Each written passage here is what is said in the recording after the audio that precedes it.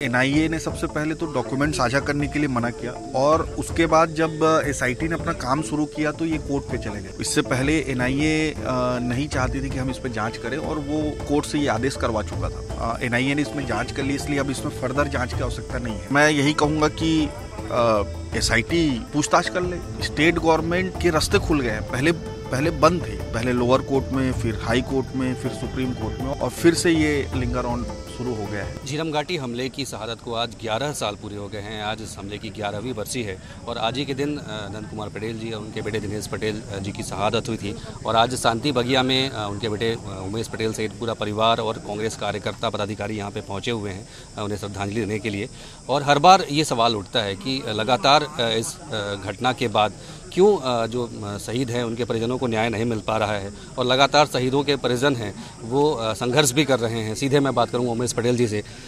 11 साल हो गए और उसके बाद जो हमारा इंतज़ार है वो कहीं ना कहीं ख़त्म नहीं हो रहा है। क्या लगता है क्यों इस तरह की स्थितियाँ निर्मित हो रही हैं? देखिए, इसमें इतने सालों से नहीं मिलने का एक कारण ये है कि एक सवाल उठता है कि आप 5 साल सरकार में रहे, क्या हुआ जी। देखिए, सरकार में हम लोग आते ही एसआईटी का गठन किए थे जी, और एसआईटी के गठन करने के बाद जांच उसकी शुरू हुई, लेकिन एनआईए ने सबसे पहले तो डॉक्यूमेंट साझा करने के लिए मना किया जी। और उसके बाद वो मना किए कि आप इसमें, चूंकि एनआईए ने जांच कर लिया है इसलिए आप आगे जांच आप लोग नहीं कर सकते अलग से। मे बी वो नेशनल एजेंसी का ईगो रहा होगा, जो भी जी। और उसके बाद जब एसआईटी ने अपना काम शुरू किया तो ये कोर्ट पे चले गए और कोर्ट से ये आदेश कराए कि एनआईए ने इसमें जांच कर ली, इसलिए अब इसमें फर्दर जांच की आवश्यकता नहीं है जी। लोअर कोर्ट ने दिया तो हम लोग हाई कोर्ट गए जी। हाई कोर्ट में भी एनआईए के पक्ष में फैसला हुआ जी। उसके बाद हम लोग सुप्रीम कोर्ट गए जी। सुप्रीम कोर्ट पे ये केस चला, लंबा चला जी।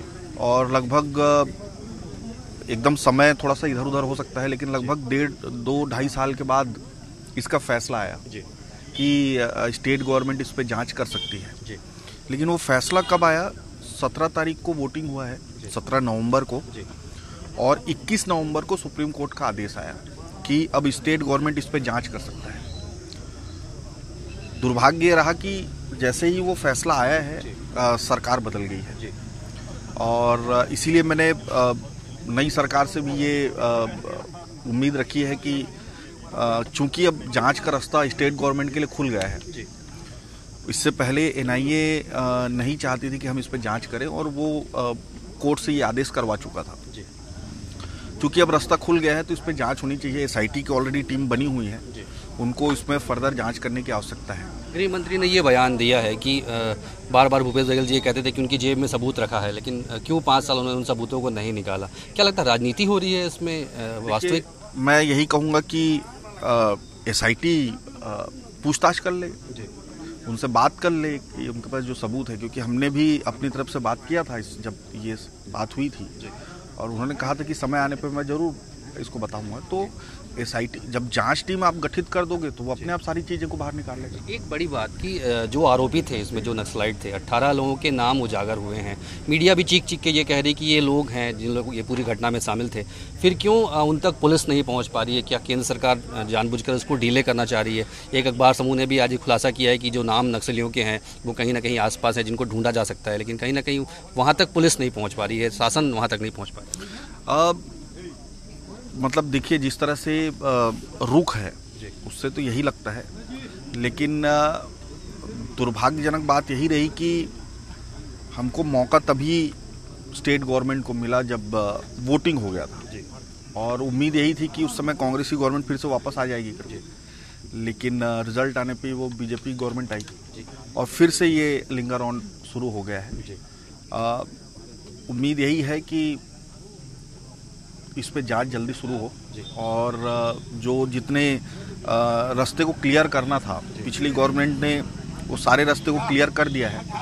अब पूरी तरीके से अब सरकार के ऊपर है कि सरकार इस पे जांच करती है कि नहीं। 4 जून को अब नतीजे भी आ रहे हैं। अगर सकारात्मक नतीजे आते हैं तो क्या फिर एनआईए को फिर से जांच के लिए कहेगी अगर सरकार आती है यूपी की? देखिए, ये तो नेशनल एजेंसी क्या करती है उसके बारे में मैं बहुत ज़्यादा टिप्पणी नहीं कर सकता जी।